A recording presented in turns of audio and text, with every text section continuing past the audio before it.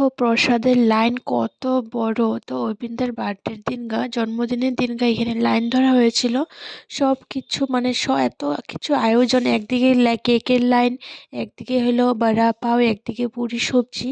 তো আমরা বড়া পাওয়ের লাইন ধরেছিলাম। লাইনটা দেখো তোমরা, এত বড় কি বলবো। আর এখানে যে বিল্ডিংটা দেখছো সেটা হলো আনন্দবাজার। সেখানে হলো ডেইলি 2 বেলা করে এখানে আনন্দবাজার দেওয়া হয়। কোনো সময় অন্য, পরে একটা সবজি দিয়ে, কোনো সময় খিচুড়ি, কোনো সময় রুটি, অনেক ধরনের দেয়। তারপর দেখো লাইনটা শেষ করলাম, এত লম্বা মানে কি বলবো। তো দেখো এদিকে আমিও পাও ভাজাটা এখন নেবো। কত লাখ লাখ মানুষকে ফ্রিতে খাওয়াচ্ছে, মানে ফ্রিতে বলতে গেলে কিছু একটা দক্ষিণা পরে হয়তো দেয়, কিন্তু দেখো সবে আমরা নিয়ে নিলাম। পাও ভাজা এত টেস্ট লেগেছিল না কি। সবে আমরা এসেছিলাম একদম রেডি হয়ে। আমি তো শাড়ি পরে আসিনি, সকালবেলা এসেছিলাম প্রার্থনা করতে, তো প্রার্থনা করে আর যাইনি। তো পরে গিয়ে আমরা শাড়ি পরে আবার আসবো। একটা বড়া পাও খেয়ে না আমার পেটটা পুরো ভরে গিয়েছিল। তারপর ভাবলাম যে না আরেকটা খেয়ে নিই। গাইস, ওই যে মেন মাঠে যে লাইন, আর এখান থেকে এদিকে লাইন দেখো, এত লাইন, এত লম্বা লাইন, মানে আমি কি বলবো তোমাদের। একবার ভেবেছিলাম কি শেষ হয়ে যাবে না, পাবে তো তারা। পরে দেখলাম যে না, কোনো দিন শেষ হয় না, মানে আছেই। তারপর দেখো আমরা আবার শাড়ি পরে আমি রেডি সেডি হয়ে চলে আসলাম উৎসবের দিনকার। আগের দিনের ব্লগটা তো তোমাদের দেখিয়েছিলাম উৎসবের আগের দিনকার।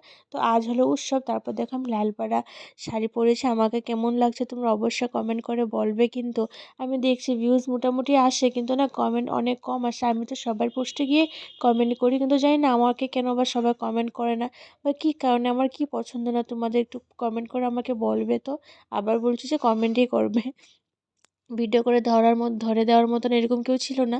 তো আমার ভাই ছিল, ভাই আমাকে ভিডিও করে করে দিচ্ছিল। তো এখানে হলো রাত্রেবেলা প্রোগ্রাম হবে সৎসঙ্গের মতন, মানে এরকম হোয়াইট ব্যান্ড যে আছে না, তারা এসে এখানে প্রোগ্রাম সোগ্রাম করবে। এটা কিন্তু লোকাল, মানে ওইখানে যে দীক্ষিত মানে অনেক ছেলেরা আছে, তারা এগুলো প্রোগ্রাম মানে আয়োজনটা করেছিল। যতটুকু আমি জেনেছিলাম, মানে যে মানে সবের মুখ থেকে শুনেছিলাম যে এরকম ইয়ং ছেলে, মানে যত দীক্ষিত ছেলেরা তারা সবাই মিলে করেছে এখানে। তো ওদিকে মানে অনেক ধরনের কালচারের প্রোগ্রাম হচ্ছে, কার্বি, পরে ডিমাসা, পরে বেঙ্গলি, তারপরে অ্যাসামিস, তারপরে বিভিন্ন ধরনের কালচারের প্রোগ্রাম হচ্ছিলো এখানে। দেখো এখন কি সুন্দর গান গুন গাচ্ছিল। আমি তখন ছাড়তে ভয় লাগে যদি কপিরাইট মেরে দেয়, তার জন্য আর আমি দিচ্ছি না। তাও আমি চেষ্টা করব অল্প দেওয়ার জন্য।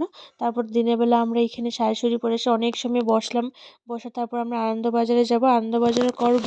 তো আনন্দবাজারে দিনের বেলা ছিল হলো, তখন না আমার ফোনটা আমার সাথে ছিল না। আমার চার্জে দেওয়ার জন্য পাপার হাতে দিয়ে দিয়েছিলাম, কারণ কি আমার ফোনটা চার্জ অনেক জলদি চলে যায়। দুপুরবেলা আয়োজনে হয়েছিল ফ্রায়েড রাইস, তারপরে ডাল, পাঁপড় ভাজা, পায়েস, পরে টমেটোর চাটনি, পরে পনির দিয়ে একটা মাখা করে একটা মিক্স সবজি ছিল। অনেক অনেক অনেক স্বাদ হয়েছিল, কি বলবো। টেস্টি বললে আবার অনেকে বলতে পারে প্রসাদকে আবার টেস্টি হয় নাকি, টেস্টি হয় নাকি, তার জন্য বলছি অনেক স্বাদ হয়েছিল।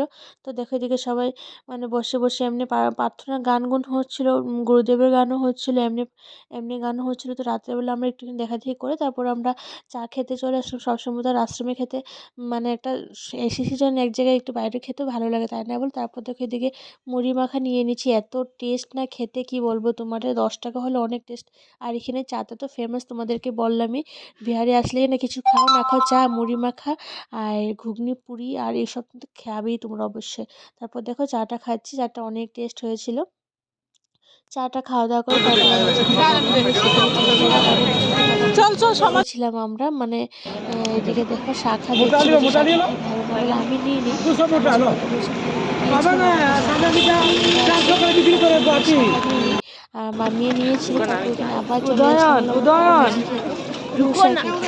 ধোসা নিয়েছিলাম, পর ধোসা খাবো। তো আমরা 4-5 প্লেট নিয়ে নিলাম, ভালোই ছিল খেতে, এত খারাপ ছিল না। কিন্তু না আমরা পুরীতে যে ধোসাটা খেয়েছিলাম, উফ, এখন আমার মুখে লেগে আছে, এত টেস্ট, মানে কি বলবো।